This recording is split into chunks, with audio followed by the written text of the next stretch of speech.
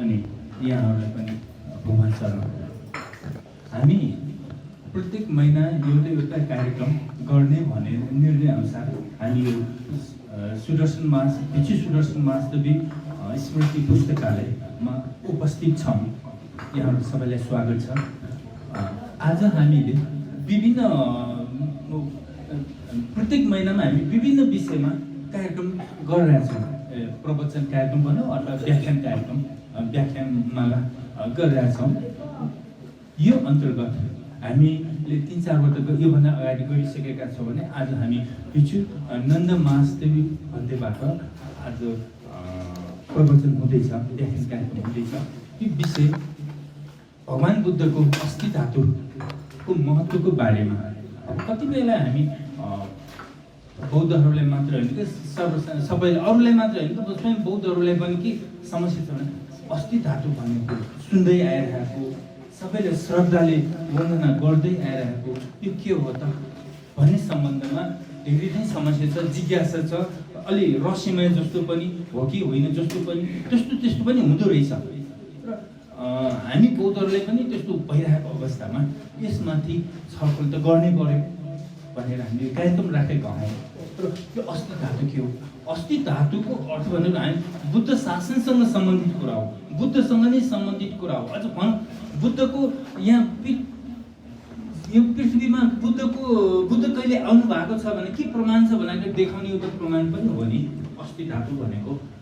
यति ठुलो महत्त्वको यो अस्थि धातु बुद्ध शासन नरहेको अवस्थामा अस्थि धातु पनि नरहने त्यस्तो अवस्थामा हामी यसलाई श्रद्धाले वन्दना गर्छौँ अस्थि धातुलाई।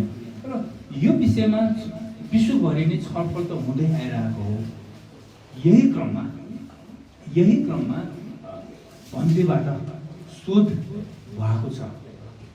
यो अस्थि धातुकै सम्बन्धमा मात्र उहाँले विशेष रूपमा शोध गरेर विश्वभरिको अस्थि धातुको विश्वभरि नै छरिसकेको अवस्था हो। विश्वभरि नै भएको अस्थि धातुहरू छरिएको अस्थि धातुहरूलाई लिएर उहाँले शोध गर्नुभयो। शोध मात्र गर्नु भएन कि उहाँले किताब नै निकाल्नु भयो। उहाँ अलि मोटो नै छ, यहाँ किताब उहाँसँग हामी देख्न पाउँछौँ होइन। भनेपछि उहाँले लेख्नुभयो, प्रकाशन कतिले पढिसक्नु पनि भयो। यो अवस्थामा अहिले हामी यही विषयमा एउटा प्रवचन किन नराख्ने, यही विषयमा छलफल किन नराख्ने, यही विषयमा हामीलाई जिज्ञासा छ भने त्यही जिज्ञासालाई नै लिएर हामी आजको प्रश्न पनि किन नगर्ने, किन नसोध्ने र जवाफ किन नपाउने भन्ने हिसाबले आज हामीले यो कार्यक्रम राखेका हौँ। यो कार्यक्रम त हामीले पहिले नै राख्न चाहेका थियौँ, भन्देको स्वास्थ्यको कारणले हामी अलिकति ढिलो पार्यौँ र आज कार्यक्रम गऱ्यौँ। र हामी आज यहाँ उपस्थित छौँ। कुनै पनि कार्यक्रम सञ्चालनको लागि हामी पञ्चशील त्रिशरण र पञ्चशीलको ग्रहणपछि मात्रै हामी कार्यक्रम सञ्चालन गर्ने भएकोले, हाम्रो परम्परा भएकोले हामी शील प्रार्थनाको लागि हामी ईश्वर भन्तेलाई अनुरोध गर्दछौँ। र हामी शील प्रार्थनाको लागि हामी अब बस्छौँ।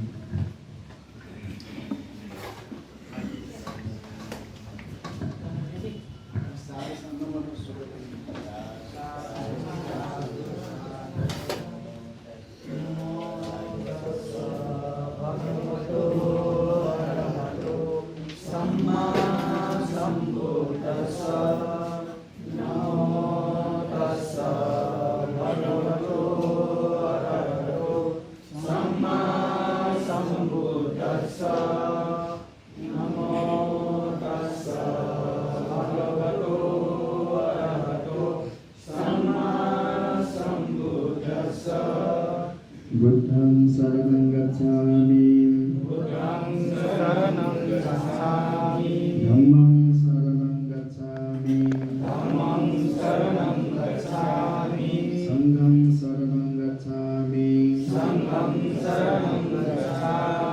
द्वितीयंपि बुद्धं शरणं गच्छामि, द्वितीयंपि धम्मं शरणं गच्छामि, द्वितीयंपि संघं शरणं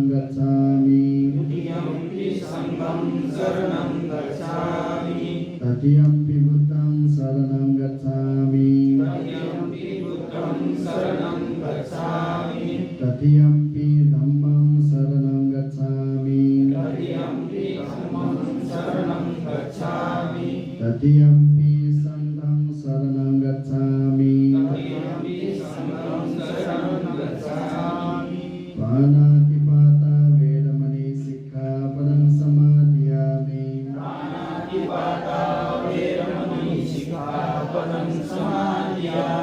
Adinādāna vedamani sikkhapadang samadhiyami.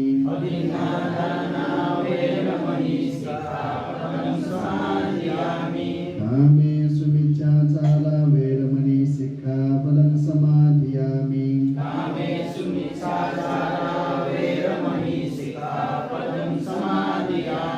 Musāvāda vedamani sikkhapadang samadhiyami.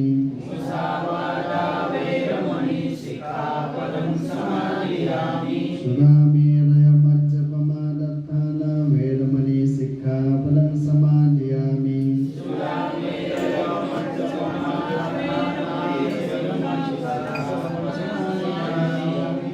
Tisaranena saddhing pancasīlaṃ dhammang sādhukam surakitam katva appamādena sampādeta.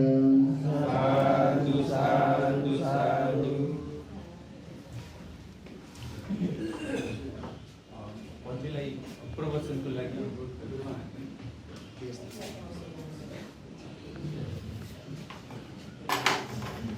यो समय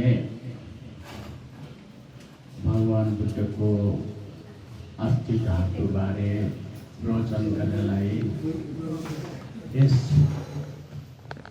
पुस्तकालयका कार्य मण्डलबाट मलाई एकचोटि होइन धेरैचोटि निमन्त्रणा गरेको हो। भगवान बुद्धको अस्थि धातुबारे व्याख्या गर्नको लागि निमन्त्रणा गर्यो। त्यही पनि मेरो स्वास्थ्यको लागि अलिकति अप्ठ्यारो परेको भएको कारणले यो चाहिँ गर्न नसकेको। म चाहिँ यो अवस्थामा पाल्नुभएका नगरमण्डल स्वीकृति बिहारवासी आवश्यक छ। त्यस्तै गरी अनागारिका बिना सहित सबै श्रद्धालुलाई धेरै धेरै साधुवाद गर्न चाहन्छु। अहिले म चाहिँ भगवान बुद्धको अस्थि धातु किन लेख्यो भने छोटकरी जानकारी दिन्छु। म BA पोस्ट ग्रेजुएट सकिएपछि श्रीलङ्कामा बाट नेपाल आयो। त्यसपछि डुबोस महास्थविर भन्टेलाई एउटा एकदमै राम्रो दण्ड भगवान बुद्धको धातु दण्ड धातु उहाँलाई मैले राम्रो त्यो कपडाबाट निर्माण गरेको एउटा फोटो चाहिँ दियो। त्यस बेलामा उहाँ डुगोस भन्टेले सोध्नुभयो यो के हो? मैले भन्यो अन्ते यो चाहिँ भगवान बुद्धको दण्ड धातु 4वटा धातु छ। त्यो 4वटा मध्ये एउटा श्रीलङ्कामा छ भन्दाखेरि धेरै उहाँ चाहिँ खुसी भयो। तिमीहरू त्यतिसम्म पढेर आएर काम छैन यो बारे किताब लेख्नु भनेर मलाई भन्नुभयो। त्यस्तै बित्यो। त्यसपछि फेरि बोडिसेन महास्थविर भन्थे एकचोटि भेट्न जाँदाखेरि उहाँले पनि भन्यो श्रीलङ्कामा दण्ड धातु हेर्न मन छ। मलाई चाहिँ सो अवसर जब प्राप्त गरिदियो भने हुन्छ भने भन्यो। मलाई के भने त्यतिको सजिलो छैन। वर्षको 3-4 चोटि 4-5 चोटि त्यो भन्दा पनि धेरै वर्ष पछि मात्र त्यो देखाउने हो। त्यति मात्र होइन, अरू चाहिँ मित्र राष्ट्रहरू अरू देशमा राष्ट्रपति प्रधानमन्त्री आयो भने मात्र देखाउँछ, नत्र भने देखाउँदैन। त्यसो भए मलाई त्यो गाथा वंश भने धर्मकीर्ति त्यहाँ श्रीलङ्का आदिकालको भन्थे लेखेको छ। गाथा वंश भन्थे दन्त धातु बारे पाली काव्य गाथा लेखिरहेको छ। त्यो चाहिँ परिवर्तन गरेर नेपाल भाषा नेवार भाषाबाट परिवर्तन गरेर मलाई लेखिदिनु भने उहाँले चाहिँ मसँग अनुरोध गर्यो, हुन्छ भने। त्यही पनि मलाई समय पाएन। लन्डनमा जानुभयो म, यहाँ बस्दाखेरि त्यो भनेको कारण दुईटै मेरो मनमा राखेर म पनि एकदमै चाहना छ भगवान बुद्धको अस्थि धातु बारे धेरै चाहना छ मेरो। किनभने त्यहाँ श्रीलङ्कामा 35 वर्ष 1977 मा गएको, 35 वर्षसम्म त्यहाँ पढ्नुभयो। जहाँ गए पनि भगवान बुद्धको अस्थि धातु देख्न वन्दना गर्न हामीलाई अवसर पाउँछ। अनि मैले मेरो मनमा के आयो भने खास गरी भगवान बुद्ध जन्मेको नेपालमा, तर नेपालमा यस्तो भगवान बुद्धको केही पनि देख्न, दर्शन गर्न, वन्दना गर्न पाउँदैन भनेर मेरो मनमा एकदमै जिज्ञासा थियो। त्यस कारण लेख्नु पर्यो भने लेखेको। अनि त्यो लेख्दाखेरि धेरै रिसर्च गर्नु पर्यो, धेरै किताबहरू, पुरा तत्त्व किताबहरू, श्रीलङ्काका प्रोफेसरहरू सबैजनासँग साक्षात्कार गरेर यो किताब लेखेको। खास गरिकन अस्थि धातु भनेको, अस्थि भनेको पाली अस्थि भन्छ, संस्कृतबाट अस्थि भन्छ। खास गरी अस्थि भनेको के हो? के भन्छ? हार्ट होइन, हार्ट, बोन। त्यसै गरी अस्थि भनेको यो हार्ट हो। अनि भगवान बुद्धको अस्थि धातु बारे हामीले चाहिँ धेरै इन्ट्रेस्ट गर्नुपर्छ। भगवान बुद्धले पनि भनेको छ, उहाँले पनि बताउनु भएको छ अस्थि धातु बारे धेरै व्याख्या उहाँसँग पनि उहाँले भन्नुभएको छ शारीरिक चैत्य भनेर।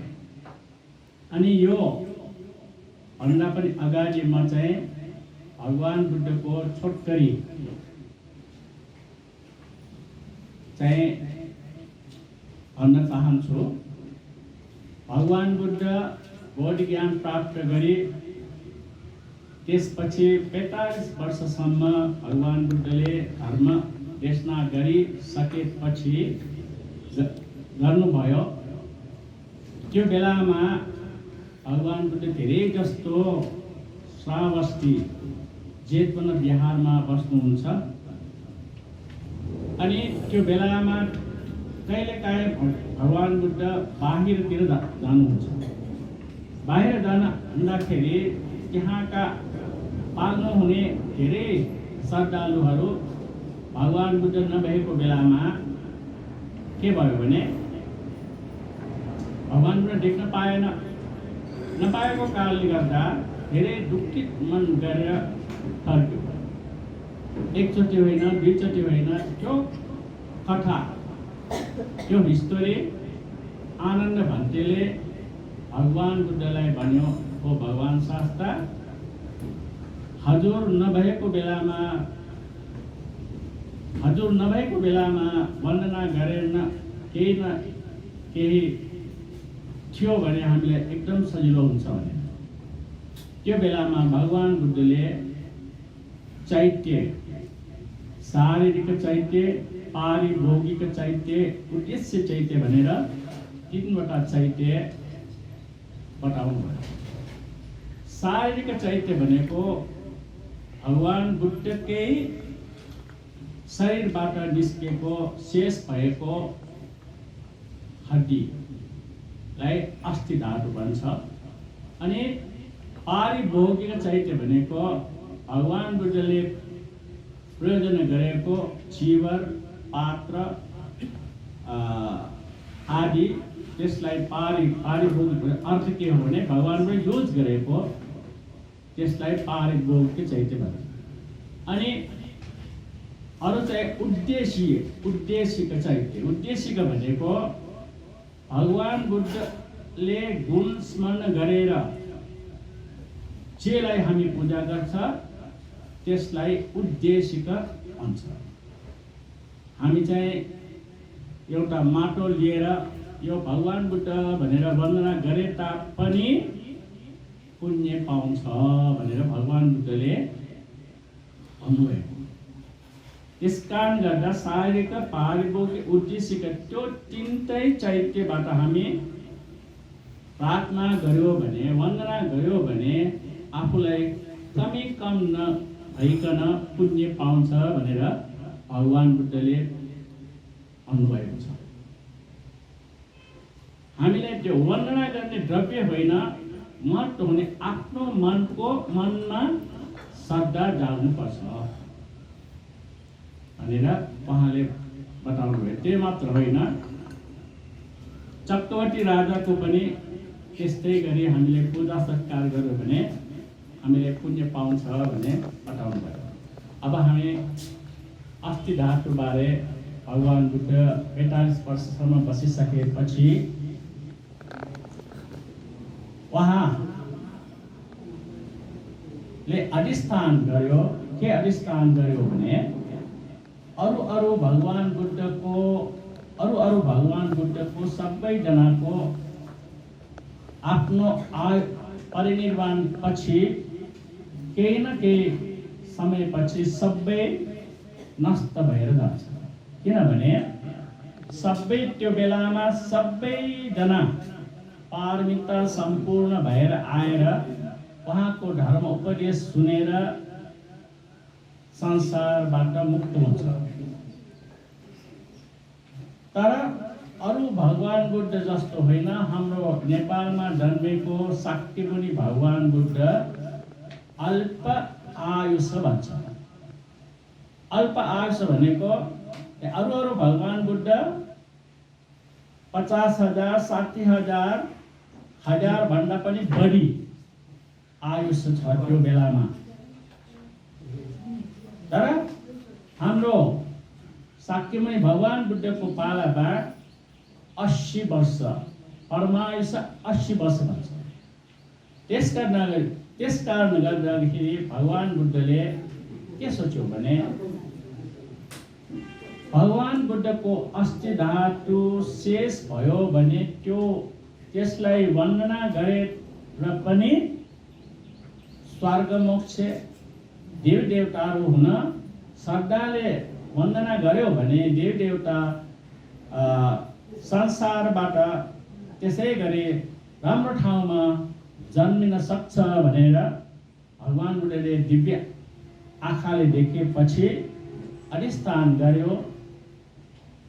यो कपाल धातु, त्यस्तै गरी 4वटा त्यो दन्त धातु, त्यसै गरी यहाँको 2टा र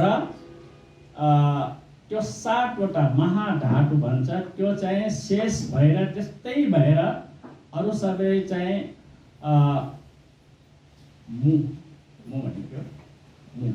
केराउ अनि त्यो चाहिँ टोरी जस्तै होस् भनेर उहाँले परिनिर्वाण पछि त्यस्तो होस् भनेर अधिष्ठान गरेको। त्यस कारण गर्दा त्यो अस्थि धातु सबै अरू सबै परिनिर्वाण पछि सकिन्छ। तर भगवान बुद्धको अस्थि धातु त्यसरी सकिन। त्यो भन्दा पनि हामी एकचोटि कल्पना गर्नुपर्छ। के कल्पना गर्नुपर्छ भने भगवान बुद्ध परिनिर्वाण हुने बित्तिकै त्यो कुशीनगरमा भगवान मल्ल राजाहरू सबै तयार भयो। तैपनि त्यो अस्थिधात भगवान बुद्धको देह सब एकचोटि कपासबाट बेरियो। त्यसपछि फेरि राम्रो अमूल्य कपडाबाट बेरियो। त्यसगरी 500 बेरियो। भगवान बुद्धको शरीर 500 चोटि बेरियो। पछि त्यो अमूल्य चन्दन अमूल्य दाउराबाट ऊ गरे तापनि त्यो मल्ल राज परिवारहरू राजकुमारहरू 4 जना राम्रो त्यो बास आउने पानीले नुहाएर 4 चोटि घुमेर त्यो परिनिर्वाण भएको भगवान बुद्धको पार्थिव शरीरलाई आगो लगायो बलेन। फेरि 8 जना, फेरि 16 जना, त्यसै गरी 32 जना गरी गर्यो। भगवान बुद्धको पार्थिव शरीर के भएन? आगोबाट बलेन। अनि त्यो बेलामा दिव्य चक्षु अनिरुद्ध भन्तेलाई बिन्ती गरेर राजाहरू बिन्ती गरेर यो किन त्यस्तो भएको भन्दाखेरि महाकाश्यप अरहन्त भन्तेले भगवान बुद्धलाई वन्दना नगरिकन यो आगो बाल्दैन भनेर उहाँको दिव्य चक्षुबाट देख्यो। त्यसपछि महाकाश्यप भन्तेको त्यो पनि एक ठुलो इतिहास छ। भगवान बुद्ध र काश्यप अरहन्त भन्ते सामान्य देख्दाखेरि केही फरक थिएन। कहिले भिक्षाटन गर्दाखेरि काश्यप भन्ते भिक्षाटन गर्दाखेरि भगवान बुद्ध भिक्षाटन गर्दाखेरि के भयो भने त्यो बेलामा धेरै श्रावस्ती अरू देशमा अरू ठाउँमा पनि भगवान बुद्ध जान्दाखेरि पिण्डपात दियो। फेरि उनीहरूको इच्छा के हो? काश्यप भन्तेलाई पिण्डपात दिँदैन। भगवान बुद्ध दिएको पिण्डपात फेरि लिएर पात्रहरू लिएर काश्यप भन्तेलाई पूजा गर्यो। त्यसदेखि काश्यप अरहन्त भन्ते मनमा के भयो? ओहो, मेरो गुरुबाट मलाई म बस्दाखेरि गुरुलाई अपमान हुन्छ भनेर उहाँ चाहिँ त्यो देखि कहाँ भगवान बुद्ध बस्नुहुन्थ्यो त्यहाँ बसेन, कहिले पनि बसेन। अरू ठाउँमा बसेर जङ्गलतिर बसेर ध्यान भावना गर्ने। त्यस कारणले गर्दा उहाँलाई चाहिँ धुटङ्ग धारित हुन्छ। अनि उहाँले के अधिष्ठान गर्यो भने जो दिन भगवान बुद्धको पार्थिव शरीरलाई मैले वन्दना नगरिकन भगवान बुद्धको पार्थिव शरीर अग्निबाट नहोस् भन्ने अधिष्ठान गरेको। उहाँले चाहिँ अधिष्ठान गरेको। त्यो अधिष्ठान गरेको कारणले गर्दा त्यो बेला त्यस्तो भएको हो भनेर अनिरुद्ध भन्तेले बताउनु भयो। त्यसपछि उहाँ आएर 500 जना भिक्षुहरूसँग आएर भगवान बुद्धको श्रीपाद स्थानमा त्यो पनि अचम्म छ। किनभने 500वटा कपास र कपडाबाट बेरेको त्यो बेरेर श्रीखण्ड पनि धेरै श्रीखण्ड राखेको देहबाट त्यो मात्र होइन, त्यो बाकस पनि सुनको बाकस केही पनि नगरिकन काश्यप भन्ते पुग्न साथ त्यो बाकसबाट आफै निकाले आएर त्यो उहाँको भगवान बुद्धको श्रीपाद महाकाश्यप भन्टेको टाउकोमा त्यो चाहिँ रिद्धिमय हो। कहिलेकाहीँ हामीले यो पनि हुन्छ भनेर हुन्छ, उहाँहरूको पुण्यको शक्तिबाट त्यस्तो हुन्छ। अनि त्यो भएपछि त्यहाँबाट 3 चोटि परिक्रमा गरेर वन्दना गरेपछि आफै त्यो आगो बलेको। यो आगो बालेपछि पनि अचम्म 4-5 वटा छ। एउटा अचम्म के हो भने त्यो बाकसमा भगवान बुद्धको पहिला बेरेको कपासको कपडाको र लास्टमा बेरेको त्यो चाहिँ बलेन, अरू सबै बलेर भगवान बुद्धको अस्थि धातुमा पहिले भन्यो यो 2टा अनि यसको यो 4 वटा 7 वटा जम्मा 7 वटा बाहेक सबै मुटु जस्तो भएर एकदम जाजल्यमान भएर त्यो बाकसमा थियो। त्यो देखेर राजाहरू सबै मल्ल राजाहरू एकदमै दुखित भयो। यतिसम्म हामीलाई धर्म उपदेश दिने भगवान बुद्धको यो स्वरूप देख्दाखेरि उनीहरूले बस्न सकेन। धेरै राजाहरू रुन लाग्यो। अनि त्यो बेलामा 9 वटा देशको राजाहरू 9 वटा देशका राजाहरू हामीले पनि चाहिन्छ भनेर 9 वटा देशका राजाहरू कपिलवस्तु राजग्रह आदि सबै 9 वटा देशहरू युद्ध गर्न आयो कोसँग मल्ल राजासँग। त्यो बेलामा मल्ल राजाले के भन्यो, तिमीहरू युद्ध भगवान बुद्ध हामीले यहाँ आएर परिनिर्वाण हुनु भनेको हामीले प्रार्थना गरेको छैन, आफैले आएर यहाँ परिनिर्वाण गर्ने हो। हामी चाहिँ कसैले पनि यो अस्थि धातु दिँदैनौँ।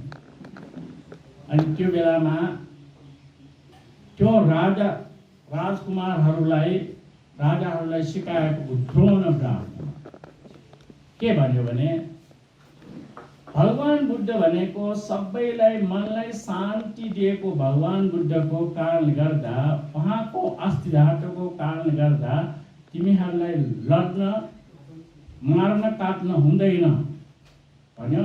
1 चोटि भन्यो मानेन, 2 चोटि भन्यो मानेन, 3 चोटि भने बेसरी कराएर भगवान बुद्धको गुण बताएर उहाँले शान्त गरेर द्रोण ब्राह्मणले त्यो अस्थि धातु 8 वटा 9 वटा 8 वटा पायो। द्रोण छ नि त्यो माना, त्यो आदिकालमा छ माना भन्यो है, त्यो माना 8 वटा गरियो। गरिसकेपछि त्यो बेलामा धेरैजना राजाहरू एकदमै मनमा पीडा भयो, रुन लाग्यो। त्यो बेलामा द्रोण ब्राह्मणले के गर्यो भने एउटा दण्ड धातु, त्यहाँ यो 4 वटा छ, एउटा दण्ड धातु यसरी राख्यो, छोडेको लुकायो। यसरी राख्दाखेरि त्यो देख्यो यो द्रोण ब्राह्मणलाई यसलाई मान सम्मान गर्न सक्दैन भने शक्र देवेन्द्रले लिएर गयो। अनि फेरि त्यो देख्दाखेरि एकदम के हुन्छ भने मनमा आशा आएर फेरि एउटा लुकायो के भन्छ जन्नीमा लुकाएपछि त्यो पनि हिमा गएर नागलोकमा छ भनेर धातु वंश सहडाठा वंश धातु वंश आदि पाली कवितामा लेखिरहेको त्यो इतिहासमा लेखिरहेको धातु वंश डाठा वंश ठुप वंश आदि श्रीलङ्कामा धेरै किताब लेखिरहेको त्यसमा उल्लेख रहेछ। अनि त्यसपछि 8 वटा विभाजन गरेर माना 8वटा दियो राजाहरूलाई दिइसकेपछि राजाहरू उत्सव जात्रा जित्रसादलाई लिएर गएपछि के भयो भने काश्यप अरहन्त भन्नेले समापत्ति ध्यानले यसो मैले यो दिएको 8 माना भगवान बुद्धको अस्थिधारहरू भविष्यमा सुरक्षा हुन्छ कि हुँदैन भनेर सोच्दाखेरि मुसलमानहरूबाट यो सबै धातु विनाश गर्छ। त्यसकारणले गर्दा फेरि अजासत जुजुलाई त्यो बेलामा भएको अजासत जुजु बिम्बिसार जुजुको छोरा अजासत जुजुलाई राजालाई भनेर फेरि त्यो दिएको 8वटा मानामा अलिकति मात्र केही त्यो स्तूपमा राखेर रिद्धिमयबाट काश्यप अरहन्त भन्नेले त्यो राखेको स्तूपबाट दिव्यमय शक्तिले लिएर त्यो सबै अस्थि धातु गरेर एउटा ठुलो कहिले कसले पनि नजानेर ठुलो त्यो जमिन गाडेर ठुलो वाला सङ्कट भन्छ त्यहाँ राख्यो। किनभने भविष्यमा मिथ्या दृष्टि धेरै हुन्छ भनेको कारणले गर्दा मुसलमानहरू गर्दा भगवान बुद्धको अस्थि धातु शेष हुँदैन भनेर त्यहाँ राखेको। त्यो बेला भएको सबै हजारौं अरहन्त भन्तेहरूले त्यो चाहिँ एकदमै गुफा जस्तो गुफाको होइन जमिनमा गरेको। त्यति मात्र होइन शक्र देवेन्द्र विश्वकर्मा आदि सबैले त्यो कसैले पनि नलिन सक्दै नगरिकन कसैले लिन सक्दैन गरिकन एउटा दिव्यमय यन्त्र पनि त्यहाँ निर्माण गर्यो। यसलाई भन्छ वाल सङ्घट। यो किताबमा लेखिएको छ सबै विस्तार सङ्घट यन्त्र भन्छ। त्यो चाहिँ नजिक गएपछि एकदम भयानक आवाज आउँछ जो गए पनि। यसरी त्यहाँ त्यो बेलामा भेला भएको सबै अरहन्त भन्तेहरूले अधिष्ठान गरेको यो अस्थि धातु कसैले पनि नलिन सकोस्, लिन सक्दैन। अनि अस्थि धातु त्यस्तै राखिराख्यो। त्यो बेला पछि फेरि धर्माशोक जुजुको धर्माशोक जुजुले चक्रवर्ती धर्माशोक सम्राट अशोक जुजुले के गर्यो भने धेरै चैत्य निर्माण गर्यो। निर्माण गरिसकेपछि त्यो निर्माण गरेको चैत्य गर्भभित्र राख्न अस्थि धातु खोज्यो। यो किताबमा व्याख्या गरिरहेको छ। खोज्यो पाएन। त्यो दिएको अस्थि धातु एक माना दियो नि त्यो सबै ठाउँमा 2-3वटा मात्र थियो, धेरै थिएन। अनि त्यो बेलामा एकदमै धर्माशोक जुजु दुखित भएर ओहो म यतिको शासनको लागि काम गरेँ तै पनि मलाई अस्थि धातु पाएन भने त्यो बेलामा रेवत भन्ने एउटा त्यो बेला पनि 120 वर्ष भएको अरहन्त भन्थे। उहाँले मात्र थाहा छ जो कहाँ राखेको भनेर। अनि उहाँलाई बिन्ती गरेर त्यो वाल सङ्गत त्यो ठाउँमा गएर त्यो सबै अस्थि धातु लिएर चतुरास कति त्यो धर्माशोक जुन कति चैत्य निर्माण गर्यो भने 84,000 त्यहाँ राख्यो भने इतिहासमा लेखिएको छ। त्यसलाई कारणले गर्दा हामीले सोच्नुपर्ने के हो भने भगवान बुद्धले मै बताएको छ, भन्नुभएको छ जसले भगवान बुद्धको अस्थि धातुलाई वन्दना गर्यो भने दिव्य लोकमा जान पुण्य पाउँछ भनेर। त्यस कारण गर्दाखेरि अस्ति धातु श्रीलङ्कामा छ। रत्नमाली भन्ने एउटा ठुलो चैत्य छ अनुराधपुरमा। त्यो चैत्यमा त्यो अस्ति धातु पनि शाक्यहरूलाई दिएको अस्ति धातु हो। त्यो सबै अस्ति धातु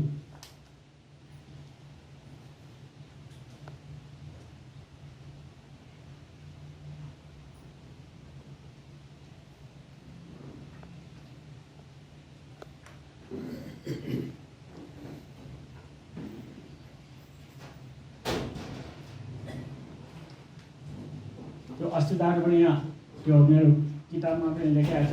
कसरी हुन्छ भने त्यस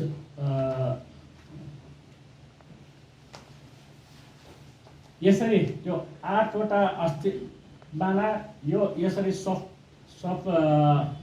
ढुङ्गाबाट निर्माण गरेको यो चैत्यमा राखेको छ। यो चाहिँ एकदमै सफ्ट ढुङ्गा हो। त्यो कपिलवस्तुमा पाएको ढुङ्गा पनि यही हो। त्यसमा लेखिरहेको छ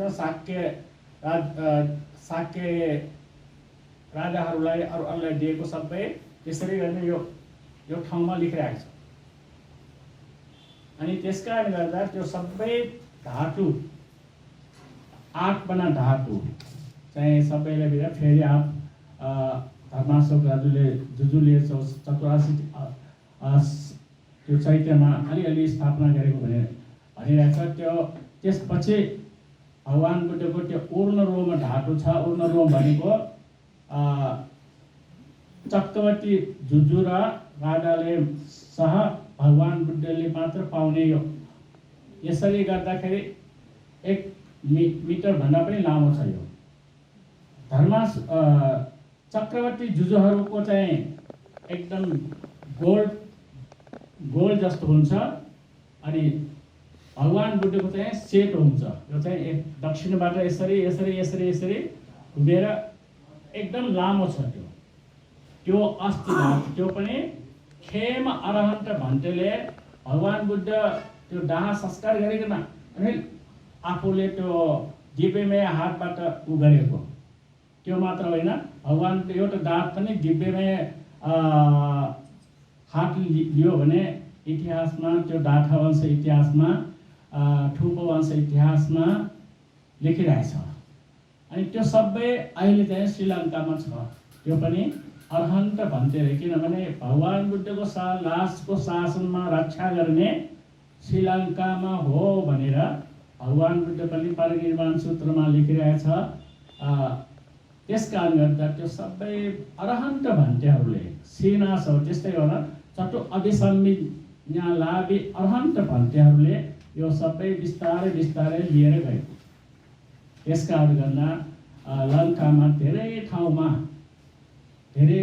भगवान बुद्धको अस्थि धातु छ। नेपालमा भएको अस्थि धातु चाहिँ त्यो रत्नमाली चैत्यमा राखेको, किनभने त्यो बेलामा त्यो खोला नदीकै चैत्य बनाएको। अनि त्यो चैत्य बनाउँदाखेरि देख्यो, कासे भटेले देख्दाखेरि पछि चाहिँ यो श्रीलङ्कामा जान्छ भन्ने उहाँले देख्यो। त्यसकारण त्यहाँको अस्थि धातु नलिकन अरू सबै ठाउँमा आत्मा दिएको सबै ठाउँमा लियो, अलिअलि मात्र राखेर। किनभने त्यो देवतामय रीतिमय हातबाट लिएको त्यो चैत्य बनाइसक्यो, स्थापना गरिसकेपछि फेरि त्यो मुसलमानहरूको आक्रमणले गर्दा त्यो सबै नष्ट हुन्छ भनेर 8वटा देशमा राखेको सबै 7वटा देशको राखेको सबै अस्थि धातु लियो भने यो डाठा वंश इतिहासमा, धातु वंश इतिहासमा, लङ्काको इतिहासमा लेखिरहेको छ। अनि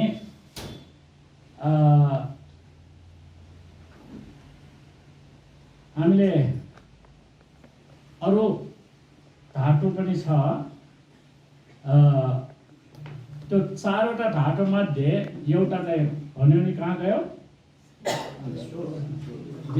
शङ्करदेवले लगेर गएको। त्यहाँ चाहिँ सिलुमिना साय, सिलु भनेको निलो वर्ण मानिकमै चैत्यमा राखिराखेको छ भने भन्छ। अनि एउटा त नागलोकमा छ भन्छ। त्यसै गरी एउटा चीनमा पनि छ भन्छ। चीन देशमा पनि एउटा अस्थि धातु छ भनेर त्यो चाहिँ कसरी उ भयो भने चाहिँ अहिलेसम्म चाहिँ उ भएको छैन।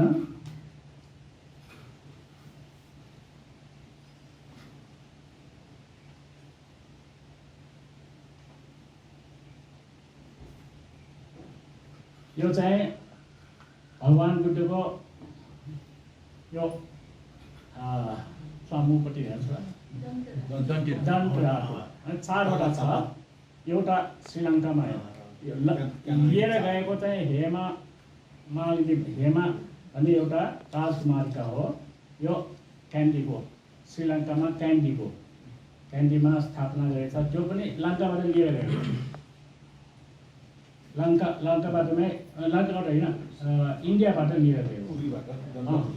यो चाहिँ चाइनामा राखिराखेको दण्ड धातु। चाइनामा 9 तल्ला छ। 9 तल्लामा 9 तल्लाको अग्लोमा राखिराखेको छ। त्यो पनि यसरी हेरेर जानुपर्ने, किनभने सिधा गयो भने ऊ हुन्छ भनेर घुमेर जानुपर्ने। त्यो एकदमै ऐतिहासिक छ भन्छ। त्यो कसरी कहाँबाट लिएर भने अहिलेसम्म चाहिँ त्यो व्याख्या छैन। म चाहिँ चीनमा नगएको कारणले म चाहिँ धेरै रिसर्च गरे तापनि पुग्यो। अनि चाइनामा त्यो भएको दण्ड धातु पनि यसरी यो चैत्य जस्तोमा राखिराखेको। श्रीलङ्कामा चाहिँ यस्तो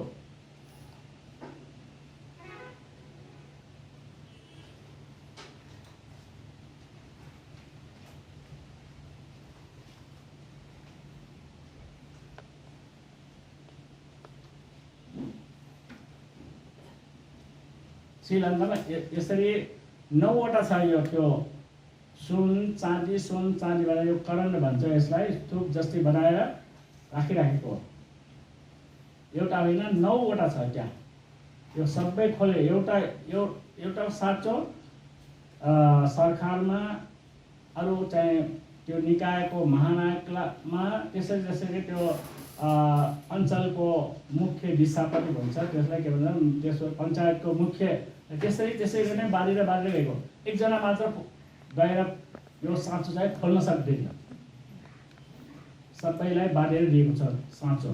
लास्टमा मात्र एउटा मल्लट पार्से भन्छ, त्यसको सङ्गनायक भन्नेलाई त्यो साँचो छ। त्यसरी सुरक्षा गरेको छ भगवान बुद्धको एउटा दण्ड धातु, वाम दण्ड धातु। अनि अस्थि धातुबारे त्यो पनि त्यस्तै गएको होइन। कालिङ्ग देशबाट गएको दण्ड धातु हो। कालिङ्ग देशबाट गएको कालिङ्ग। त्यो बारेमा चाहिँ धेरै विस्तार यहाँ यो किताबमा लेखिरहेको छ। यो किताब अहिलेको छैन, मसँग मात्र एउटा मात्र भएको। सबै 1000 उ गरेको सबै चाहिँ सक्यो। अहिले चाहिँ धम्मविजय अनागारीका धम्मविजयले किडोल बिहारमा नेपाली भाषाबाट उहाँसँग छ। त्यस्तै गरी इङ्ग्लिसबाट पनि परिवर्तन गरिरहेको छ अहिले। अनि यो किताबमा चाहिँ अरू किताबभन्दा पनि भगवान बुद्धको अस्थि धातुबारे धेरै रिसर्च गरेर मैले लेखेको। 2-3 वर्ष भयो यो किताब लेखेको। अनि यो किताब हेऱ्यो भने सबै भगवान बुद्धको अस्थि धातु कहाँ के भएर कसरी श्रीलङ्का गएको, कसरी चाइना गएको, कसरी नागालोकको गएको, सबै व्याख्या यस किताबमा उल्लेख गरेको छ। अनि साँच्चै हो भने चाहिँ रिसर्च किताब हो यो। रिसर्च गरेर लेखेको। अन्त्यहरूको बुद्धघोष भनेर कोडिसेट भन्नेको रिक्वेस्टले गर्दा लेखेको किताब हो। अनि अरू अस्थि धातुबारे केही सोध्नु पर्छ भने सोधे पनि हुन्छ। 2-3 वर्ष अगाडि हामी बुद्ध तीर्थ जाँदाखेरि के सुन्यो भन्दाखेरि त्यो के अरे बोडी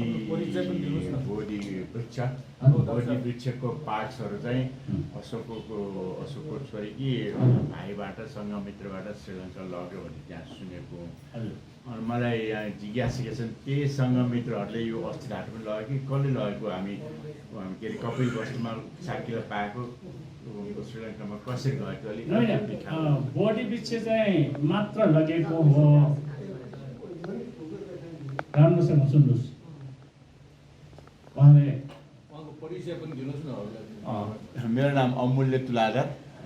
2-3 वर्ष अगाडि बुद्ध तीर्थ जाँदाखेरि त्यहाँको भन्तेहरूले मलाई भन्नुभएको थियो कि बोडी वृक्षको केही रुखको टुक्राहरू अशोक महाराजको छोरी कि भाइको सङ्घमित्रबाट चाहिँ श्रीलङ्का लगेको थियो सुनेको। अनि मैले अस्ति ढाँटो पनि उनीहरूले लग्यो कि कसले लग्यो भनेर सोधेको। धेरै अस्ति धातु चाहिँ के भयो भने धर्माशोक राजाका छोरा को हो? महेन्द्र। त्यो महेन्द्र पनि धर्माशोक सम्राट हुन अगाडिको श्रीमतीको छोरा। धर्माशोक भएपछि अरू विवाह गरे। त्योभन्दा अघि विवाह गरेको महारानीको छोरी छोरा र छोरी।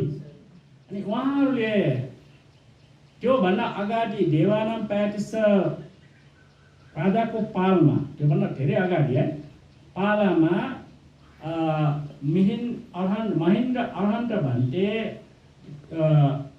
धर्माशोक राजाको धर्माशोक होइन, देवानम पेटिस श्रीलङ्कामा देवानम प्याटिस भने देवानम पेटिस भनेको देवताहरूको प्रिय राजा भनेको देवानम पेटिस। त्यो बेलामा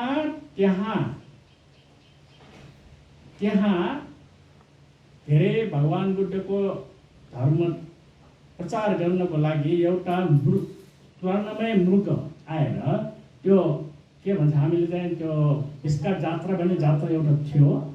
त्यो जात्रामा त्यो महिन्तला भन्ने एउटा ठुलो ऊ थियो। त्यहाँ एउटा स्वर्ण मृग भन्थ्यो चल्ला आएर त्यो देवानम प्याटिस राजा चाहिँ त्यो जात्रा त्यो जङ्गलमा जाँदाखेरि त्यो स्वर्णमय मृग आएर छलकपट गरेर त्यहाँ भगवान त्यो महेन्द्र अरहन्त भन्थे बसेको ठाउँमा गएको। त्यसपछि यसो हेर्दाखेरि आफ्नो बोडीगार्ड कोही पनि छैन। यसो हेर्दाखेरि एउटा साधु त्यसले के भन्यो, समनामय महाराजा धम्मराजा सुसावक श्रमण, म चाहिँ भारतबाट तपाईँले धर्म अवबोध गर्नलाई आएको, म चाहिँ कोही पनि होइन, अरूलाई केही पनि विघ्न पार्दैन हुँदैन भनेर भनेपछि पछि त्यसबाट श्रीलङ्कामा अटुट रूप भगवान बुद्धको शासन चलेको। त्यसपछि अनुभुद्ध पनि भन्छ। महेन्द्र अरहन्त भन्तेले हाम्रो नेपालमा पनि आयो, भगवान बुद्धको अस्थिधातु विभाजना गर्दाखेरि आयो। तैपनि अरू देशमा श्रीलङ्कामा अशोक जुजुकै छोरा गएको, तर अरू नेपालमा पनि महेश शासक आदि अरहन्त भन्थेहरू 5 जना आयो। तैपनि थाहा भएन, जग चाहिँ राखे तापनि भगवानको शासन ऊ भएन। तर श्रीलङ्कामा के भयो भने धर्माशोक राजाकै छोरा गएको कारणले गर्दा त्यहाँको मान्छेहरू पनि के विचार गर्यो, ओहो धर्माशोक राजा इन्डिया भारतबाट। अनि त्यस कारणले त्यो भगवान बुद्ध शासन के भएको राम्रोसँग प्रचार भएको। नेपालमा अरू ठाउँमा पनि गयो, थाइल्यान्डमा पनि गयो, थाइल्यान्डमा पनि प्रचार भयो, बर्मामा पनि प्रचार गयो, तर नेपालमा त्यतिको प्रचार भएन। अनि त्यो हुँदाखेरि अनुभूतु अरहन्त भन्थे। अहिले त म चाहिँ धेरै वर्ष भयो, म चाहिँ फेरि भारतमा जानुपर्छ भन्दाखेरि यहाँ पनि बोडी वृक्ष पनि छैन, केही पनि छैन भन्दाखेरि ल त्यसो भए धर्माशोक जुजूलाई भनेर बोडी वृक्ष त्यहाँ लिएर गएको। अरू अस्थि धातु पनि त्यस्तै गरी बिस्तारै बिस्तारै त्यहाँ गएको भने इतिहासमा छ, हाम्रो नेपालमा भन्दा पनि। तैपनि मलाई के शङ्का लाग्छ भने भगवान बुद्धले बताएको अस्थि धातु र कपिलवस्तुमा ठुलो ठुलो अस्थि धातु देखिन्छ, तर भगवान बुद्धले बताउनु भएको अस्थि धातु त कसरी हुन्छ भने त्यो मुसह त्यो तोरीको जस्तो हुनुपर्ने हो। त्यो दिल्लीको म्युजियममा राखिरहेको त एकदम ठुलो ठुलो छ, त्यो कसरी भएको म चाहिँ थाहा भएन। म चाहिँ रिसर्च गरे तापनि उहाँले त्यो शिलालेख पनि लेखिराखेको छ भगवान बुद्धको हो भनेर।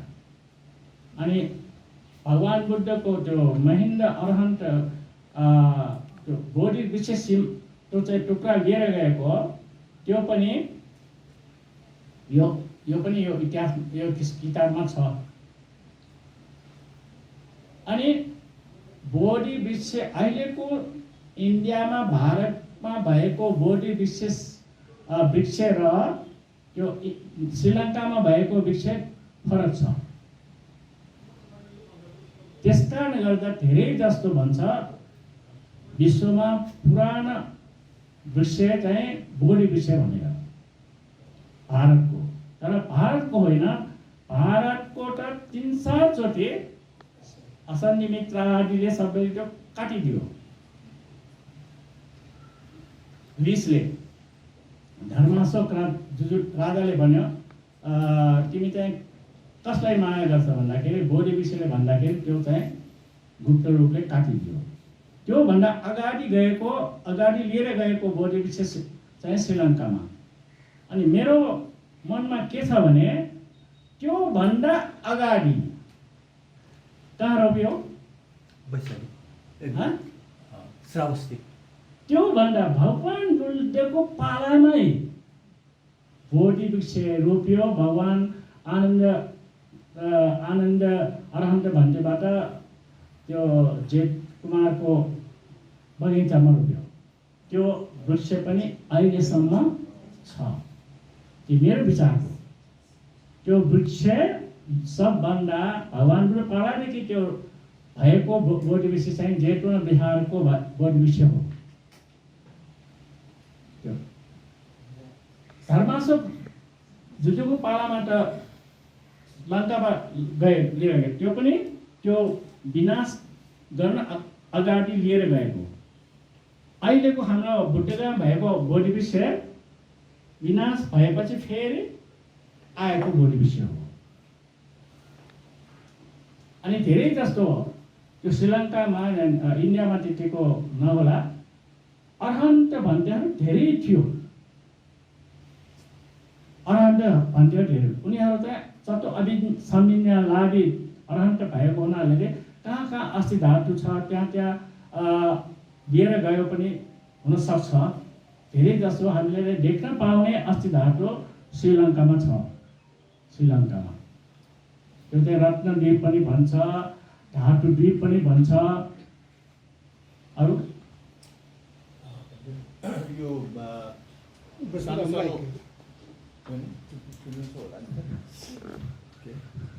यो सानो सानो जुन मुगीको दाना, तोरीको दाना जस्तो त अब 84,000 मुखमा सम्राट अशोकले बाँडेको कुराहरू आयो होइन। यो मेन जुन चाहिँ छ नि, जस्तो यो कपालको भयो, अनि यो बोन कलर बोन के भन्छ, काँध, 2टा काँधको र अनि 4वटा दाँत। अब 4वटा दाँतमा एउटा अहिले श्रीलङ्कामा काण्डिन्य चैत्यमा छ होइन, अर्को भन्थ्यो अहिले चीनमा छ। अब अर्को एउटा नागलोकमा गएको र अर्को एउटा देवलोकमा गएको। अब एउटा कहाँ पढेको थिएँ मैले, नागलोकमा भएको त्यो दन्त चाहिँ चोरी भएर फेरि यता कता अफगानिस्तानतिर चाहिने लगेको त्यहाँ स्थापना, त्यो पनि यो कपिलवस्तुबाट बाहिर गएको शाक्यहरूले चाहिँ त्यहाँ गर्दाखेरि त्यो चाहिँ नाग एउटा कथा छ नि, नागको कन्या बिहा गरेको अनि त्यो नागलोकको चाहिँ के भन्ने छ त्यसमा अलिकति जिज्ञासा र अर्को अब देवलोकमा भएको त देवलोकमै होला होइन हजुर। तर यो कपाल र फेरि दुईटा जुन काँट छ नि त्यसको बारेमा अलिकति त्यो चाहिँ कपाल धातु चाहिँ भगवान बुद्धले ऊ भएको छैन कपाल धातु यो टाउको अहिले चाहिँ हिड्डामा छ भनेर त महायान पाहियान भन्टेले लेखिरहेको छ यो कपाल कपाल कहाँ छ कपाल कहाँ छ भनेर हिड्डामा कपाल कपाल धातु पनि छ भनेर त्यो पाहियान छ ह्युस्यानले देखेको छ त्यो चाहिँ यो किताबमा लेखिरहेको छ मैले हिड्डा प्रदेशमा छ भनेर लेखिरहेको छ मैले हिड्डा इन्डियामा त्यो पाहियान र ह्युस्यान पनि यही देखेको छ त्यो कपाल धातु त्यसबाट रश्मिमाला पनि आउँछ अनि कहिलेकाहीँ चाहिँ त्यो आफ्नो ग्रह दशा त्यहाँ गएर ऊ भयो भने ग्रह दशा पनि हुन्छ सेन्ट्रल एसिया हो। पुण्य सेन्ट्रल एसियामा मध्य एसियामा छ भनेर चाहिँ त्यो एउटा म्यागजिनमा देखेको इङ्ग्लिस म्यागजिनमा देखेको कपाल यो सबै कपाल धातु त्यो हुन्छ होला किनभने भगवान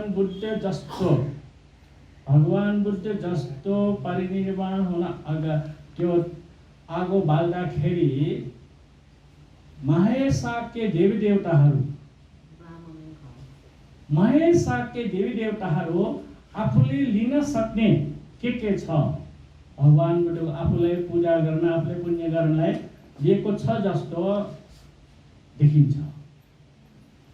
त्यस्तै खेर जान हुन अगाडि अरहन्त स्पेसल अरहन्त पञ्च अभिज्ञालादि उनीहरूले भगवान बुद्धको यो कथा पनि मैले लेखेको छ आफूलाई पुण्य कमाउनको लागि जे भगवान बुद्धको लिन सक्छ त्यो दाह संस्कार हुन्न अगाडि भइरहेको बेलामा लिएको छ जस्तो देखिन्छ। चाहिँ एउटा इङ्ग्लिस म्यागजिनमा थियो म चाहिँ यस लेखिरहेको छ जे पाइन्छ त्यो कपाल धातु पनि त्यो जीवा धातु त्यो यसको यो पनि छ भनेर पायान ह्युस्यान आदि त्यो एकदम पुरानो महायान भन्टेहरूले बताएको छ यो पनि मैले यहाँ लेखिरहेको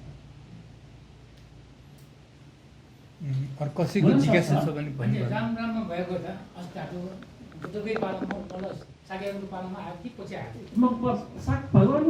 भगवानको परिनिर्वाण भिन्न हुन बित्तिकै त्यो द्रोण ब्राह्मण 8 जनालाई राजा हो प्रदेशका राजा 8 जनालाई दिएको एउटा माना त्यो भएको त्यो बेलामा माना भन्छ नि मानाले के भन्छ माना भन्छ नि त्यो बाँडेर दिएको रामग्राममा राखेको त्यो रामग्राममा राखेको काश्यप भन्टेले अरू पनि देख्यो नि एउटा 9 देशमा पनि बाँडेर दिएको देख्यो काश्यप अरहन्त भन्टेले दिव्य चक्षुले पछि समय भविष्यमा यो बाँडेर दिएको राखेको चैत्य सबै चैत्यहरू के हुन्छ मुसलमानहरूले नाश गर्छ। त्यस कारणले गर्दा काश्यप अरहन्त भन्नेले आफ्नो दिव्य ज्ञानले राजालाई बताए यसो हुन्छ अनि धर्माशोक जुजुले भन्दाखेरि कसरी आफै फिर्ता लिने उनीहरूले भनेर फिर्ता लिनु पर्दैन त्यो जिम्मा चाहिँ मेरो हो चोरी होइन। भगवान बुद्धको अस्थि धातु संरक्षण गर्नको लागि त्यहाँ अलिकति मात्र राखेर सबै लिएर म पहिला देखायो फोटो त्यसमा राख्यो भने चाहिँ त्यो चाहिँ सत्य हो। किन सत्य हो भने धर्माशोक राजा तत्रास त्यो चैत्य बनाएपछि त्यो छ भनेको सबै चैत्य गाडेर हेर्दाखेरि छैन त्यो इतिहासमै छैन अनि नहुँदाखेरि धर्माशोक जो एकदमै विरक्त भयो भन्दाखेरि रेवत भने एकदम त्यो बेलामा 120 वर्ष उहाँ मात्र थाहा छ त्यो ठाउँ अरू कोही कसले पनि थाहा पाएन अनि उहाँसँग निमन्त्रणा गरेर देवता आराधना गरेर सबै त्यो यन्त्र त्यहाँ भएको सबै यन्त्र सन्त्र सबै निष्क्रिय गरेर अस्थि धातु लिएर त्यो अस्थि धातु पनि त्यो मैले भने नि त्यो धातु अनि कपाल धातु यो चाहिँ सबै धर्माशुरले आफूलाई राखेको चाहिँ आफ्नो छोरा महेन्द्र भन्टेलाई दिएको भने यो सबै त्यहाँ व्याख्या सहित यो किताबमा लेखिरहेको छ। नेपाली पनि छ, नेवार किताब छैन, नेपाली किताब छ अहिले।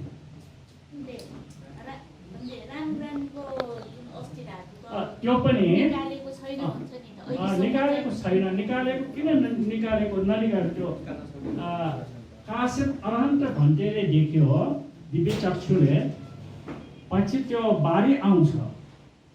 बारी त्यो बनाएको पनि एकदमै राम्रो ठाउँ हो। बारी आउँदाखेरि त्यो बारीबाट बगेर समुद्र जान्छ।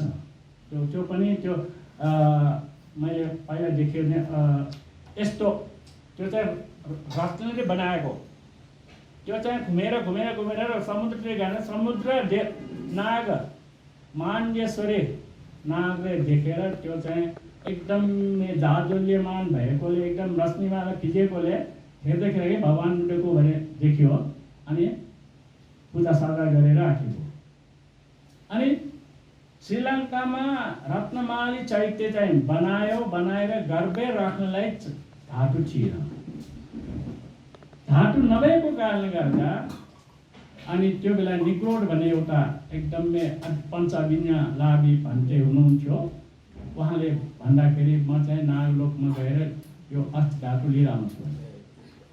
त्यो कपिल वस्तुमा यसरी इतिहासै छ, यसमा धातुवाली इतिहासमा गएको अस्थि धातु म लिएर आउँछ। अनि गयो भन्दाखेरि हामीलाई तिमीहरूलाई चाहिँदैन, तिमीहरू चाहिँ नाग हो, यसो हामीलाई देऊ भनेर। त्यसो भन्दाखेरि के भन्यो भने तिमीहरूलाई मात्र होइन हामीले पनि पुण्य चाहिन्छ भन्यो।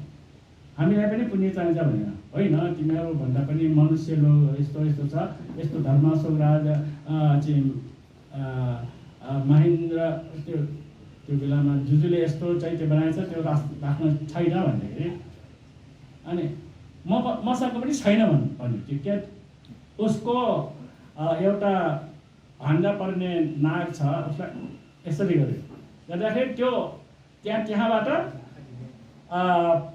महामेरु पर्वतमा गएर त्यो नाग बेसाएर नागहरूले सक्छ। त्यो सामान्य नाग होइन, यो हामी देखेको नाग होइन।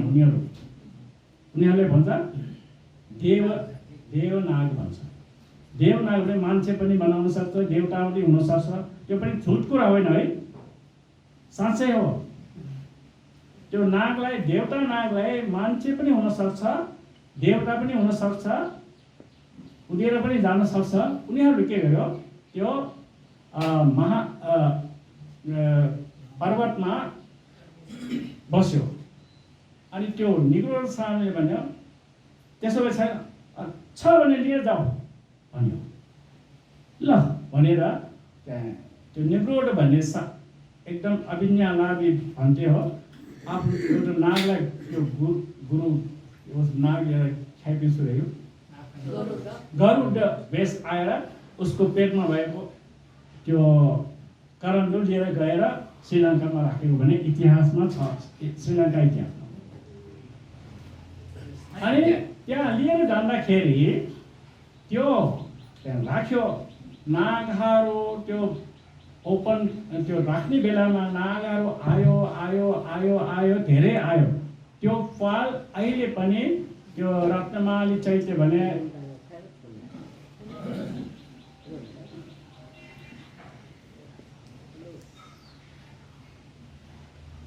यो चैत्यमा पश्चिम दिशामा त्यो फल आज पनि छ।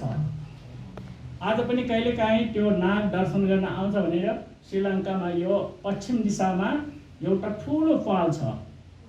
अहिलेसम्म पनि कहिलेकाहीँ रातमा यो नागहरू देवता नागहरू आएर यो रत्नमाली चैत्यलाई वन्दना गर्छ भने देखिरहेछ मान्छेहरूले, पुण्यवान मान्छेहरूले, शिववान मान्छेहरूले देखिरहेछ त्यो नाग आएको। अनि त्यसपछि नाग आएको कारणले गर्दा दुष्टग्रामीण राजाले के गर्यो अलिकति धातु दिएर उनीहरूलाई पठायो भने इतिहासमा लङ्का इतिहासमा पनि दाथा वंश थुप वंश धातु वंश भने भगवानको धातुबारे धेरै व्याख्या किताबमा लेखिरहेको छ।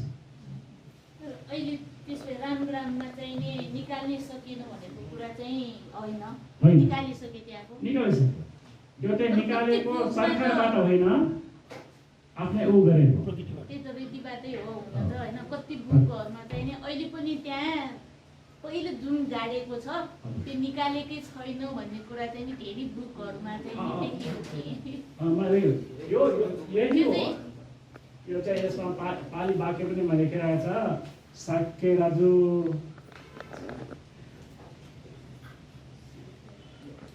या यो किताब हेर्दाखेरि थाहा पाउन सक्छ। सबै रामग्राममा चाहिँ नि अस्ति धातु छँदै छैन भने छैन, खाली त्यो खाली त्यो चाहिँ त्यो बारी परेको बेलामा सबै गरेर यो चैत्य बगेर गएको नि, यो चैत्य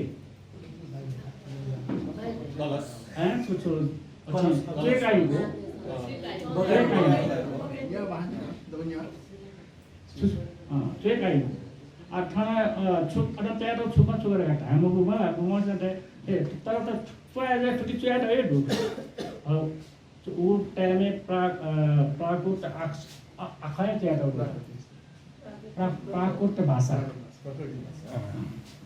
भन्थे। मेरो एउटा जिज्ञासा छ यसमा, हामी अस्ति धातुलाई चाहिँ हामी श्रद्धाको विषय पनि बनाउँछौँ। के भनिन्छ भने हामीसँग जुन अस्ति धातु छ, अब हाम्रो यहाँ बिहारमा पनि छ, अरू बिहारमा पनि, यदि त्यो अस्ति धातुलाई चाहिँ श्रद्धा राख्न सकिएन भने त्यो चाहिँ अन्तर्धान हुन्छ।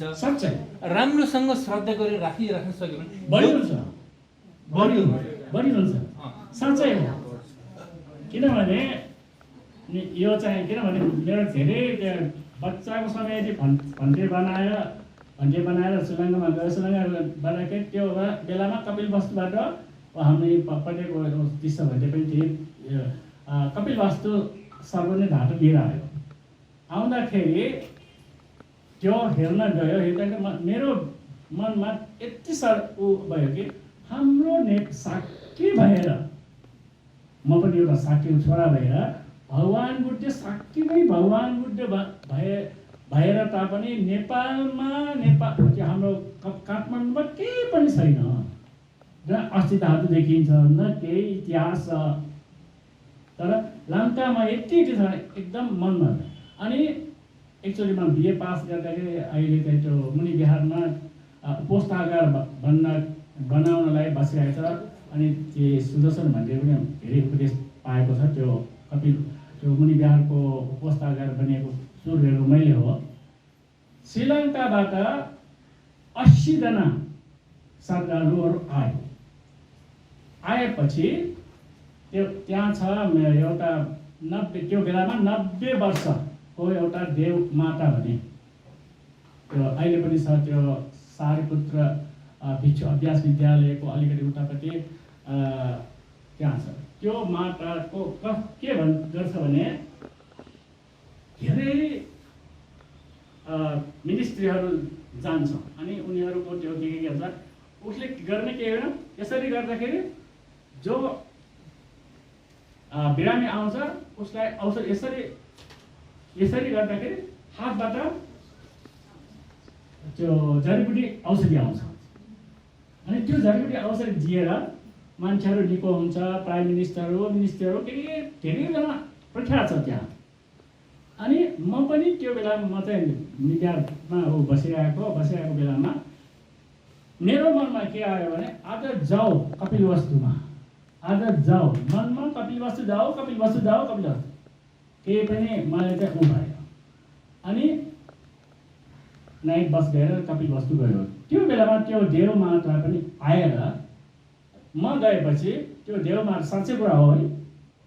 देवमाता त्यो यसरी उ गरेर यसरी गर्दाखेरि एउटा माटो, ठुलो माटो हातमा आयो। हातमा आएपछि त्यस फुकाले गर्दाखेरि 4वटा यस्तो अस्ति धातु 4वटा देखियो। अनि त्यो देवमाताले श्रीलङ्कन भाषा बोलेको यो अस्ति धातु यो शाक्य पुत्रलाई देऊ भनेर। अनि त्यो 4वटा मध्ये 2टा चाहिँ उहाँले लग्यो, 2टा चाहिँ मसँग छ। अनि त्यो चाहिँ मैले त्यो पिछेमा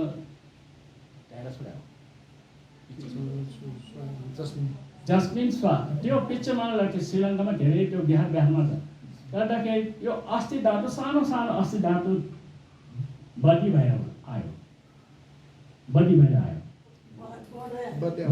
बढेर आयो।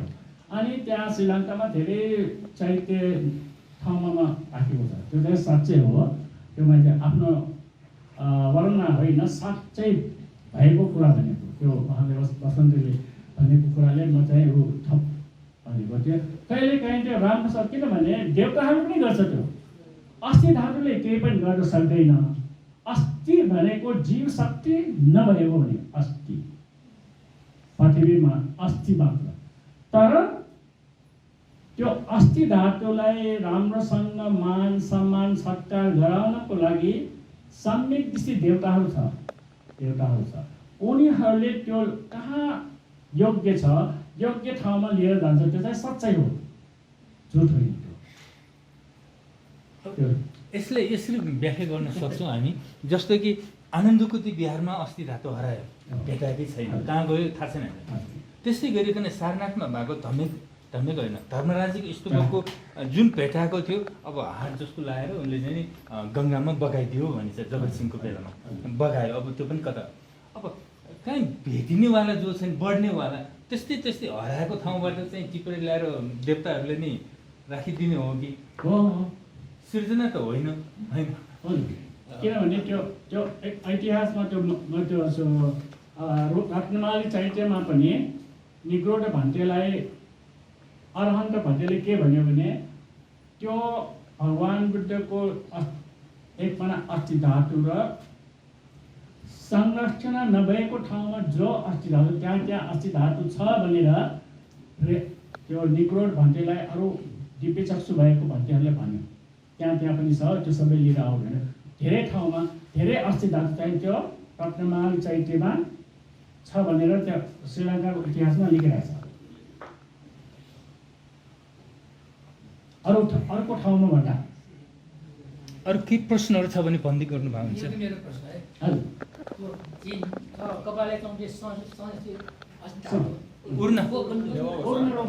श्रीलङ्कामा मैजाङमा, किनभने त्यो अष्टवाङ्क अष्ट है 8वटा छु मानिक दो वचो मानिक ढोकला वो वचो मानिक खे चाकु प्रकार ढोका चाउ रह्यो चाउफन ढोका अहिले उकी चाहिँ तयार होगा सुसिटा बियो चाहिँ धर्मासक जुजिएर बियो धर्मासक जुजुना महिनेर बियो महिनेर ठौगल ठटाइ वनना या तयार हो अलि पाते स्वेट बिल लासा ठोचा जिति पाते अछि यहाँ दिगेगा मयंग ने हाउ चाहिए स्था मयंग ने अन्नु तर किसम खण्डे क्रम रुका हो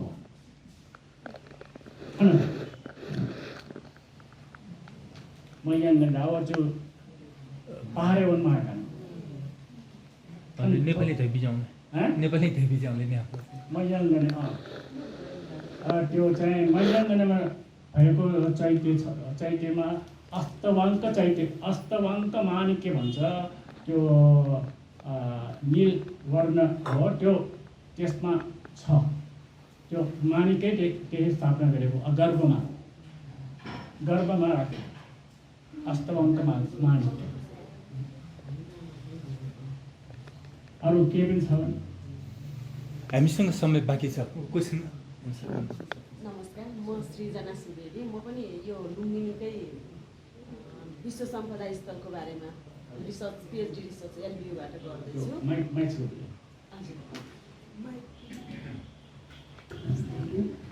हजुर म नमस्कार, म सृजना सुवेदी। म एलबियुबाटै यो विश्व सम्पदा स्थलको बारेमा नै पिएचडीको रिसर्च गर्दैछु। मैले आजसम्म मलाई के लाग्थ्यो भने रामग्राममा छ नि हजुरले अघि एउटा नागलोकमा छ पवित्र भगवान् बुद्धको पवित्र जातु भनेर भन्नुभएको थियो। अनि हामीले पढ्दाखेरि रामग्राममा चाहिँ नागहरूले रक्षा गरेर राखेको छ भनेर भनेको छ कि। अनि त्यो भएको हुनाले अहिलेसम्म सबैले एकदमै भित्रैदेखि आस्था राखेर जसरी भगवान्कै अष्टधातु छ भनेर त्यहाँ चाहिँ जति पनि त्यहाँ दर्शन गर्न जानुहुन्छ होइन, त्यहाँको एउटा तर आज मैले त्यहाँ अष्टधातु छैन होला, त्यहाँ के छ त मेरो जिज्ञासा? केही पनि त्यहाँ त छ, त्यो इतिहास अनुसार धातुवंश इतिहास भन्ने एउटा ठुलो किताब छ नेपाली भाषामा लेखेको। त्यसको इतिहास अनुसार त्यहाँ केही पनि छैन। तैपनि मेरो विचारले देवी देवताहरूले केही न केही राखेको होला भन्ने जिज्ञासा मात्र। त्यो अस्ति भगवान र अष्टधातु छैन त्यहाँ। अनि यसको चाहिँ किन पुरातत्व विभाग छ? यसको किन हामीले चाहिँ पुरातत्व विभागबाट एकदम अब एकदम सुरक्षित तरिकाले किन उत्खनन गर्न सकिएको छैन कि? नसकेको मेन कारण मुख्यतः त्यो नागहरू बसेको ठाउँमा हो, त्यसले उनीहरूको बास स्थान हो, त्यस कारणले नसकेको हो। त्यो कनिङह्याम भनेको उहाँले कनिङह्याम थाहा छ है, त्यो पुरातत्व पहिला त्यो गरेको उहाँले पनि बताउनु भयो चाहिँ छैन भने कनिङह्याम। यसमा त्यो उत्खनन कार्यमा म पनि संलग्न भएको कारणले त्यो भित्र नजाने भनेरै शुक्रसागर श्रेष्ठले गर्नुभएको थियो।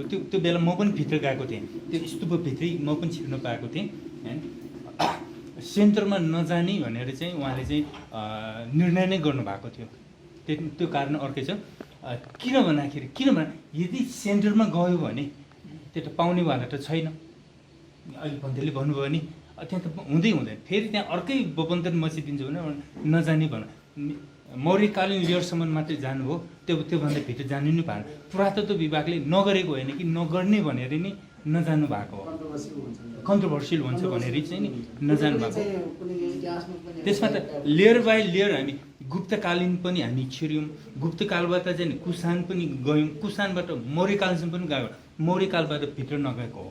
त्यो मौर्यकालीन भन्दा अगाडिको स्ट्रक्चर जुन छ त्यहाँभन्दा भित्र नगएको हो, त्यस्तो छ। पुरातत्व विभागले नचाहेको होइन कि नगर्ने भनेर नगरेको हो। त्यहाँ हामी त्यहाँ के पायो जुन छ नि त्यहाँ भित्र जाने क्रममा के पायो, यस्तो हाडहरू चाहिँ जुन छ नि अष्टधातु नै होला, थुप्रै पाएको छ। यहाँ मेन बुद्धको चाहिँ ठाउँ चाहिँ नगएको हो। अनि बेलामा राख्न ल्याइराखेको हुँदो रहेछ। त्यही भएर हामीले यहाँ सुदर्शन भन्देको पनि अस्ति हामीले चाहिँ त्यहाँ भित्र राख्न लगाएको थियौँ, किनभने हामी नै थियौँ त्यहाँ, अरूले राखिरहेको छौँ हामीले किन नराख्ने भनेर सुदर्शन भन्देको पनि अस्ति त्यहाँ अहिले स्तूपभित्र चाहिँ छ, तर कहाँनिर चाहिँ नभन्नु। त्यही भएर त्यहाँ नाग देवताहरूले रक्षा गरिराखेको होला कि हुन्छ। त्यस्तो किनभने नाग पहिला पनि भनिसक्यो होइन, देवता नागहरू भने छ, उनीहरूले जहिले पनि सक्दैन, किनभने देवता त्यो आफ्नो एकदमै स्पेसल ऊ छ। त्यस कारणले गर्दा देवता नागहरूको रक्षा गर्ने ठाउँ हो। हामीले सामान्य मान्छेहरूले त्यहाँ ऊ गर्न सक्दैन। अनि एउटा समय यस्तो पनि आउँछ रे लास्टमा जति पनि अष्टधातु सङ्कलन गरेर त्यस्तो एकदम चाहिँ नि अब भित्र राखिरहेको पनि एकै ठाउँमा जम्मा हुन्छ भन्ने कुरा पनि त्यो चाहिँ भगवान बुद्धले भनेको छ क्लेश परिनिर्वाण धातु परिनिर्वाण भने। धातु परिनिर्वाण यो किताबमा लेखिरहेको छ है। क्लेश परिनिर्वाण, स्कन्द परिनिर्वाण, धातु परिनिर्वाण भने तीनटा परिनिर्वाण छ। निर्वाण भनेको सक्यो भनेको, अनि बोडी विषयमा के भएको आफ्नो सबै क्लेश प्रहीन गरेको, केही पनि नभइकन त्यसलाई क्लेश परिनिर्वाण हुन्छ, बुद्ध भयो। त्यसपछि स्कन्द परिनिर्वाण भनेको त्यो सबै अष्टधातु केही पनि नभइकन त्यो सबै एकै ठाउँमा रत्नमाली चैत्य भन्ने ठाउँमा जान्छ। भगवान बुद्धको त्यो बुद्ध अहिले चाहिँ त्यो बोडी विषय ठाउँमा भित्र छ अरे, एकदम वज्र आसन बन्छ। जे मन्त्रीले बनाएको देवताले त्यो आसनमा आसन पनि श्रीलङ्कामा गए त्यो आसनमा त्यो श्रीलङ्काको अस्ति धातु सबै ठाउँको श्रीलङ्कामा सबै ठाउँको अस्ति धातु त्यो वज्रासनमा त्यो बोडी भगवान् बुद्ध बोडी ज्ञान प्राप्त गरेर माथि आएर त्यहाँ चाहिँ भगवान् बुद्धको निर्माण भगवान् बुद्ध जस्तै 5 मिनट जति आफ्नो शरीर निर्माण भएर सबै त्यो बेलामा भएको शेष भएको सबैलाई धर्मोपदेश गरेपछि त्यसपछि केही पनि यो संसारमा भगवान् बुद्धको शासन अन्तर्धानै हुन्छ। त्यस भने त्यो पनि लेखिरहेको छ मैले यो किताबमा छ।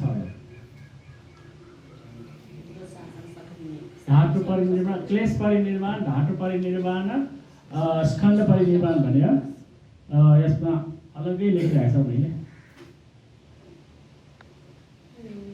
त्यो हो किनभने त्यो अहिलेको हेर्दाखेरि भगवान् बुद्धको शासन पनि अन्तर्धान बिस्तारै बिस्तारै बिस्तारै खेर गएर गएर भगवान् बुद्धले भनेको काँसाको कन्ट्रोल भन्छ भन्नेहरू पनि नहुने भएको एउटा त्यो ब्राह्मण जस्तो पूर्ण नुन मात्र उनीहरूले पूजा गरेर तापनि पुण्य पाउँछ भनेर भगवान् बुद्धले बताइरहेको छ। त्यस कारणले गर्दा भगवान् बुद्धको शासन अन्तर्धान हुँदाखेरि त्यस्तो हुन्छ एकै ठाउँमा सबै।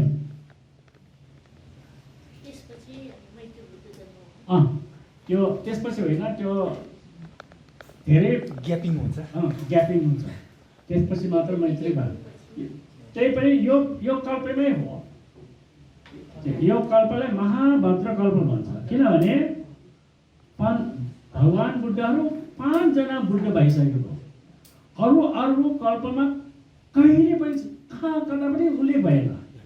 तर यो महाकल्प भनेको कारणले गर्दा त्यस्तै होइन भगवान् बुद्धहरू 5 जना यो पृथ्वी चाहिँ केही पनि हुँदैन केही पनि नहुनेको कारणले गर्दा यो हामी अहिले बसिरहेको पृथ्वी चाहिँ महाभद्र कल्प भनेको भगवान् बुद्धहरू 5 जना यो कल्पमा यो पृथ्वीमा बुद्ध हुन भनेको कारणले गर्दा महाभद्र कल्प हुन्छ। त्यसपछि यो चाहिँ विश्व चाहिँ खत्तम भएर यो विश्व खत्तम भए पनि अरू ठाउँमा छ। अब नेपालमा यो बुद्धहरू जन्मेको दुईवटा कहाँ अब एउटाले मान्छे भयो बुद्ध बनेको अर्को एकजना कहाँ होइन कपुसन्त कोणार्जुन काश्यप गौतम मैत्री त्यो एउटा त हुनेवाली छ त्यो सबै नेपालमै छ एउटा कता त्यो पनि त्यही हो भने भनिरहेको छ अहिलेसम्म खोजेको छैन होइन। कश्यप बुद्धको चाहिँ जन्मस्थल चाहिँ नि श्रावस्ती भन्दा अलि वर होइन त्यहाँ छ। तर चाहिँ त्यहाँ देवस्थलको रूपमा त छन् तर हामी बुद्धिस्टहरू पनि त्यति साह्रो नजाने एकदम हेपिएको अवस्थामा प्रचार प्रसार नभएको अवस्थामा छ। त्यो फाइन्ड आउट चाहिँ भएको त्यो फाइन्ड आउट कसरी भयो भने ह्वेनसाङ र फाइयान जानु हुँदाखेरि उहाँहरूले जुन लोकेट गर्नु भएको थियो अहिले त्यो किताब अनुसार अहिले यो भनेको यो ठाउँमा हो भने अहिले लोकेट भएको छ। अब 2 ठाउँ तपाईँले भन्नुभयो निग्ले हवा र गोटी हवामा त 2 ठाउँमा भइहाल्यो। एउटा कश्यप बुद्धको चाहिँ नि उहाँ इन्डियामा श्रावस्ती भन्दा अलिक वर नै पर्छ बनारसतिर होइन होइन होइन। अनि एउटा कुरा के हो भने भगवान् बुद्धले भन्नुभएको छ भगवान् बुद्ध बोधिसत्व जन्म हुने धेरै प्राय जस्तो लुम्बिनी हो तैपनि बोध ज्ञान प्राप्त हुने बुद्धगयामै हो। त्यसपछि धर्म सारनाथ धम्मसक पौतन सूत्र एउटै ठाउँ हो परिनिर्वाण हुने पनि एउटै ठाउँ तैपनि जन्मने ठाउँ अलिकति फरक हुन्छ भनेर परिनिर्वाण सूत्रमा लेखिरहेको छ। जन्मिने ठाउँ एक ठाउँमै जन्मिन त्यहाँ भगवान्बाट लुम्बिनीमा जन्म्यो भने लुम्बिनी जस्तो अरू ठाउँमा हुन सक्छ भनेर परिनिर्वाण सूत्रमा उल्लेख भएको छ। बोध ज्ञान प्राप्त र धर्मचक्र गौतम सूत्र र परिनिर्वाण ठाउँ चाहिँ कहिले पनि फरक हुँदैन। त्यो चाहिँ किनभने त्यो शक्ति हो बोधी विषय पनि त्यस्तै हो नि विश्वमा अहिले भनिरहेछ त्यो चाहिँ विश्वको केन्द्रबिन्दु हो भने स्पेसल शक्ति पोजिटिभ शक्ति प्रसारण हुने ठाउँ हो अरे। यतिको अहिले जहाँ बेला गए पनि मान्छेहरू हेर्न त्यहाँ त्यतिको एट्र्याक्सन त्यस्तै पाएको होइन। भगवान् बुद्धले बौद्ध ज्ञान प्राप्त गरेको शक्ति त्यो केन्द्रबिन्दु हो, शक्तिशाली ठाउँ भयो। शक्तिशाली सबैलाई साथीलाई हार्दिक धन्यवाद छ। यो आजको त्यो अस्थि धातुको बारे कुरा सुन्न आउँदाखेरि धेरै पुण्य जानकारी पायो। सबैलाई धेरै धन्यवाद छ। त्यो पुस्तकालबाट पुस्तक कार्य मन्दिरबाट धेरै सबैलाई साधुवाद छ। त्यसै गरी आफ्नो मनको जानकारीको लागि यहाँ चाहिँ आह्वान गर्छु, निमन्त्रणा गर्छु। फेरि अरू प्रोग्राममा पनि आउनुहोस् भन्ने। साधु साधु साधु।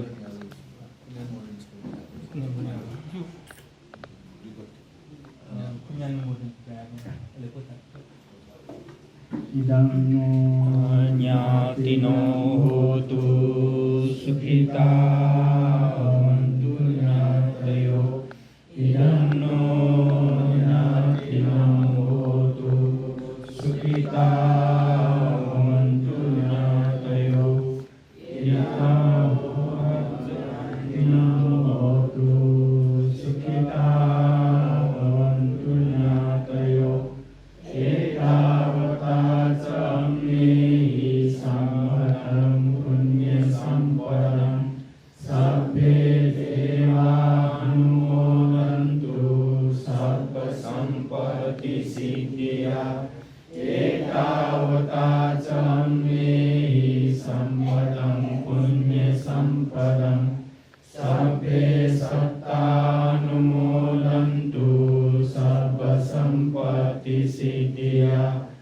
एतावता च मे सम्पदं पुण्यसम्पदं सर्वे भूतानुमोदन्तु सर्वसम्पत्तिसिद्धिया। साधु साधु साधु। सबैले धेरै धन्यवाद छ।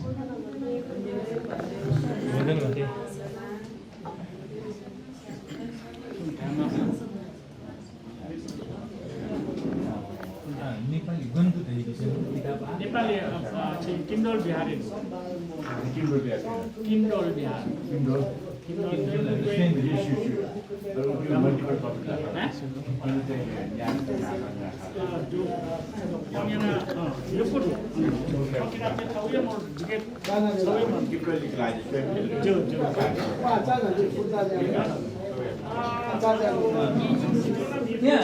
फेरि व्यवस्था